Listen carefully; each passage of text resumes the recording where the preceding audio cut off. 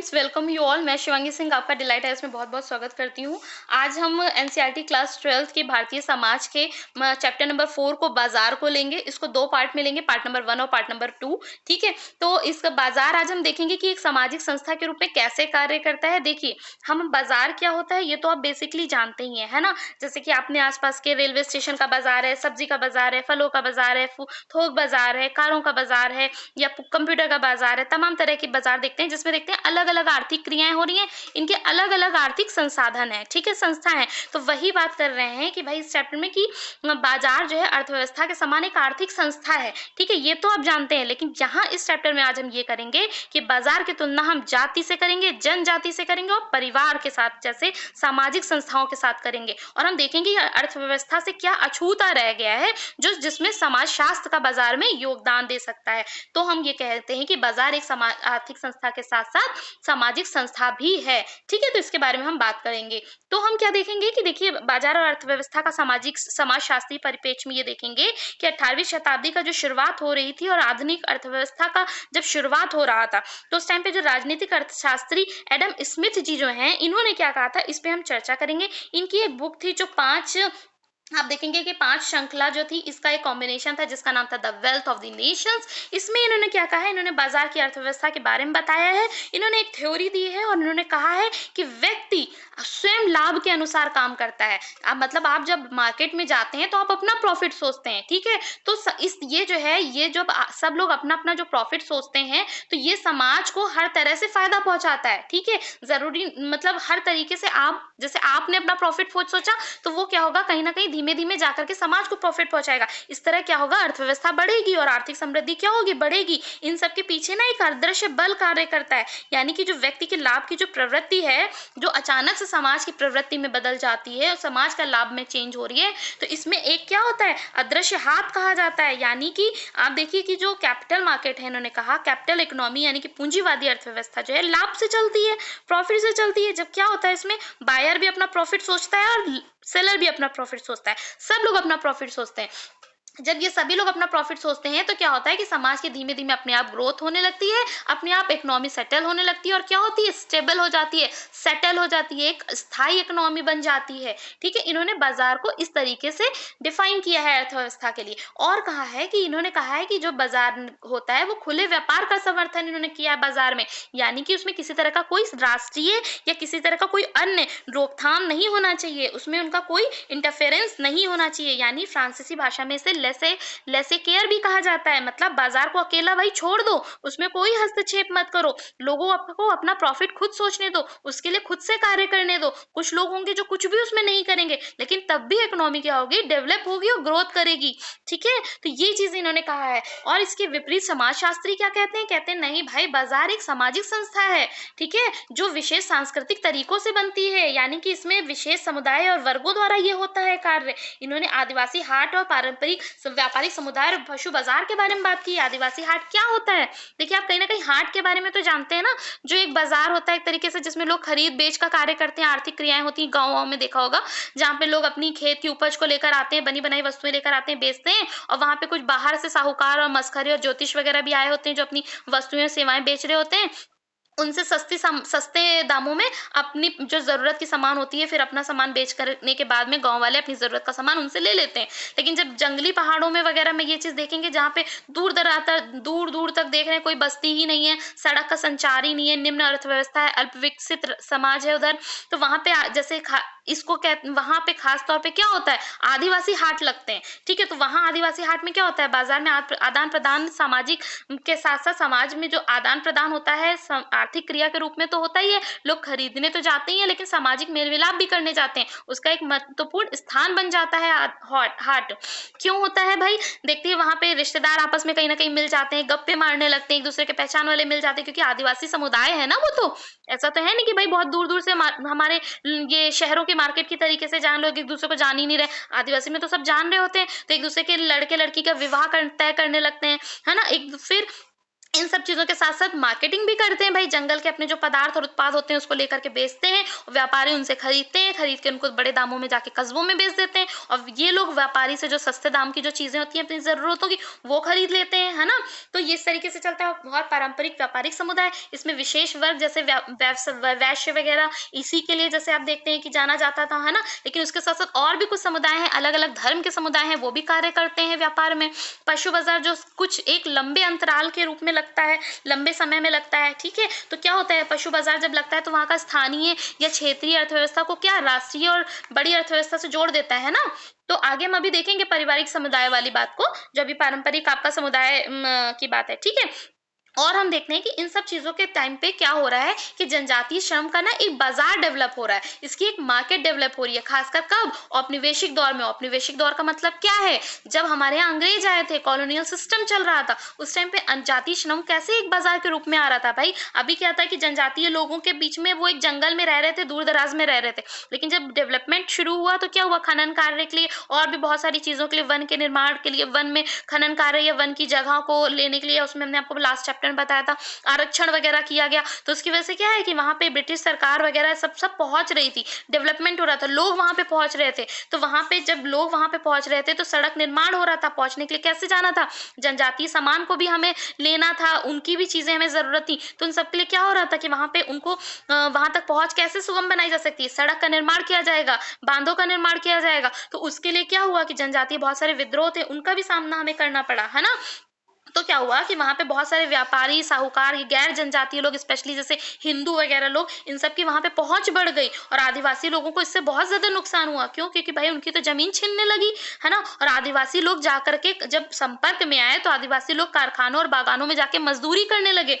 बाहरी आवागमन ने आदिवासी की जो स्थिति थी उसको काफी दरिद्र कर दिया। तो जनजातीय जो श्रम था इसका एक बाजार के रूप में विकास शुरू हो गया, ठीक है? एक एग्जाम्पल देखते हैं, छत्तीसगढ़ के जिला बस्तर धोराई गांव में एक आदिवासी बाजार लगता है। इसमें ना आप देखेंगे कि 7 दिनों में से 6 दिन ना काफी सन्नाटा रहता है, पूरा जंगल के बीच में, पूरा जंगल, पेड़ पेड़ वेड़ है, बहुत सन्नाटा रहता है। लेकिन जब एक दिन, जिस दिन मार्केट लगती है, तो उस दिन क्या होता है, इतना जबरदस्त डेवलपमेंट हो जाता है कि वहां पे जाम लग जाता है, और वहां पे ना बसों का, ट्रकों का जमावड़ा हो जाता है। इसमें क्या होता है, गोंड आदिवासी खासकर पार्ट करती है, जनजातीय गैर जनजातीय लोग होते हैं, विशेषकर हिंदुओं भी पार्ट करते हैं इसमें व्यापारी के रूप में, और वन विभाग के कुछ अधिकारी भी आकर के पार्ट करते हैं, जो वहां की चीजों को खरीदते हैं और गश्त वगैरह भी उधर लगाते रहते हैं, ठीक है?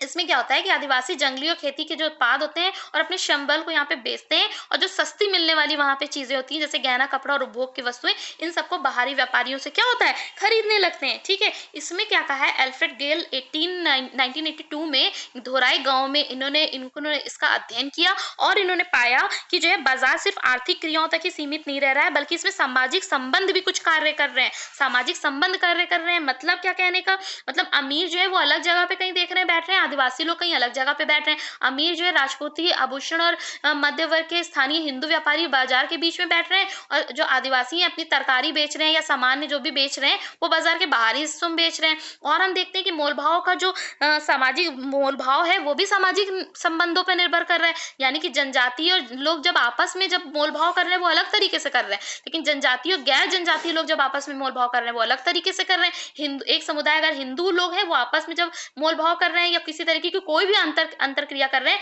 तो वो अलग तरीके से कर रहे हैं, ठीक है? इन सब चीजों के बीच में हम देखेंगे कि उपनिवेशवाद एक बड़ा मुद्दा है, कि उपनिवेशवाद से पहले और उपनिवेशवाद के टाइम पे जाति कैसा रोल प्ले कर रही थी बाजार तंत्र में, ठीक है? तो हम मानते हैं कि भाई आर्थिक जो व्यवस्था है ना, आर्थिक रूपांतरण हम बोलते हैं कि उपनिवेशवाद के साथ शुरू हुआ, उपनिवेशवाद के साथ शुरू हुआ। तो क्या ये बात पूरी तरीके से सच लगती है कि कहीं जब हमारे यहाँ कॉलोनियल सिस्टम आ गया तब हमारे यहाँ का आर्थिक रूपांतरण हुआ? नहीं, ये सच तो नहीं लगती है, क्योंकि हम देखते हैं कि व्यापारिक तंत्र तो भाई हमारे यहाँ पहले से भी था, हमारे यहाँ के कपड़े, मसाले सब तो बाहर वैश्विक स्तर पे भी जाया करते थे, तो वस्तु विनिमय व्यवस्था वगैरह भी होती थी। इन सब के साथ में एक स्ट्रॉन्ग बैंकिंग सिस्टम भी हमारे यहाँ था। तो ये कहना हाँ ज्यादा मतलब एक स्टेबल होगा कि उपनिवेशवाद में के आने से बड़े आर्थिक परिवर्तन होने लगे थे, ठीक है?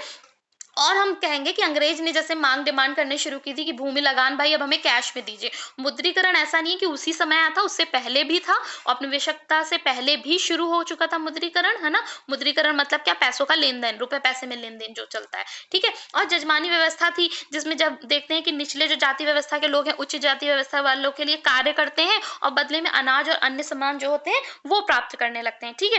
पहले इसका मतलब ये माना जाता था कि जो आर्थिक रूपांतरण है वो उपनिवेशवाद के बाद शुरू हुआ है, लेकिन अब लगता है कि नहीं, पूंजीवाद से पहले और पूंजीवाद के दौर में अर्थव्यवस्था का विभाजन पूरी तरीके से क्या है, साफ नहीं है, क्लियर नहीं है, बल्कि ये मिला जुला रूप है ना। क्योंकि भाई क्या है, भारत में हमारे विस्तृत व्यापारिक तंत्र मौजूद था ना, हम इसको डिनाई तो नहीं कर सकते हैं कि नहीं, उपनिवेशवाद के बाद ही हमारी अर्थव्यवस्था स्ट्रांग हुई है।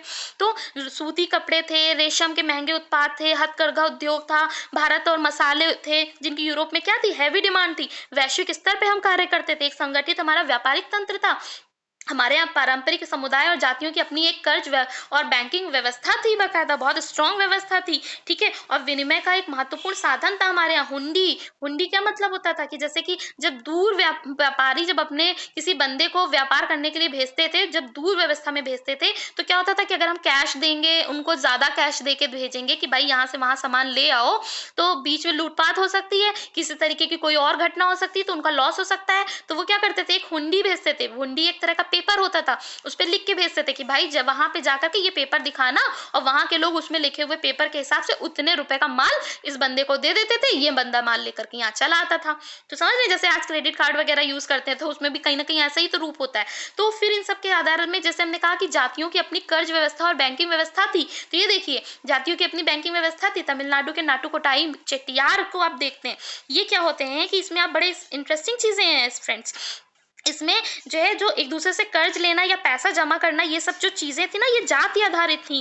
ये जाति आधारित मतलब कैसे, ये संबंध कैसे आपस में जोड़ते थे, एक दूसरे से आवासीय संस्थान या कोई वंशानुक्रम के हिसाब से जोड़ते थे, एक दूसरे से विवाह कर लेते थे तो जाति बन जाती थी, सामान्य कोई संप्रदाय पर निर्भर करता था। तो ये जाति, सेम जाति के लोग एक दूसरे को उठाते थे।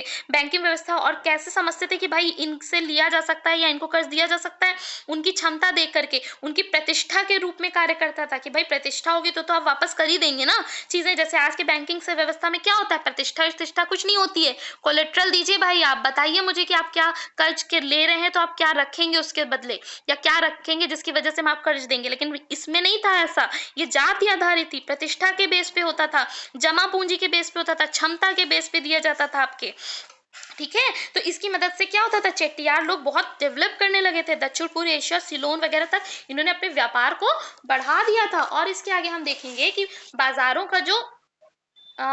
का जो सामाजिक संगठन है, उसमें देखिए पारंपरिक व्यापारिक समुदाय ये कैसे कार्य करता था। देखिए आप जानते हैं, जब आप मार्केट जाते हैं तो आपने देखा होगा कि आभूषण की एक अलग दुकान है, एक पूरी मार्केट है, लोहे की अलग मार्केट है, लकड़ी की मार्केट है, वस्तुओं की मार्केट है। इन सब में देखेंगे, जब उनके मालिकों के बारे में पता करेंगे, देखेंगे आप वो किसी किसी स्पेशल कम्युनिटी से बिलोंग कर रहे हैं, समुदाय से बिलोंग कर रहे हैं। और ज्यादातर लोग में आप देखेंगे कि ये जो व्यापार उनका चल रहा है वो पुश्तैनी रूप से चल रहा है, ठीक है। यानी कोई विशेष समुदाय किसी विशेष कार्य को कर ही रहा है, ठीक है। तो वही बात है कि जो वैश्य है, जनरली हम देखते हैं कि जो वैश्य है वो प्राचीन काल से क्या है, व्यापार पे उनका प्रभुत्व है। खासकर बनिया वनिया को देखेंगे आप, क्योंकि माफ कीजिएगा, बनिया नहीं मतलब बनिया को देखेंगे आप, तो उत्तर भारत में जिसका क्या है, पारंपरिक व्यवसाय है, ठीक है। पारंपरिक व्यवसाय में एक लंबे समय तक वो व्यापार और वाणिज्य कर रहे हैं, ठीक है। आप ये समझ रही है बात।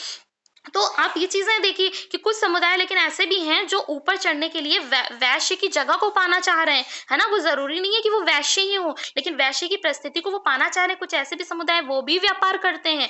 कुछ समुदाय ऐसे भी हैं जो भारत में पारंपरिक व्यापार समुदाय में वैश्य के साथ साथ, जैसे पारसी हैं, सिंधी हैं, बोहरा हैं, जैन है, ये कौन है, अलग अलग धर्म के लोग हैं। तो ऐसे समुदाय भी शामिल होते हैं। और आप देखेंगे कि व्यापार समुदाय में ऐसा नहीं है हमेशा से कोई उच्च स्थान में ही जो बैठा हुआ इंसान है वही व्यापार कर रहा है। आप औपनिवेशिक काल के टाइम में अगर देखेंगे तो बंजारों ने भी किया है। बंजारे कौन थे, जनजातीय समूह थे, इन्होंने नमक को का व्यापार दूर दूर तक जाकर के किया है, ठीक है।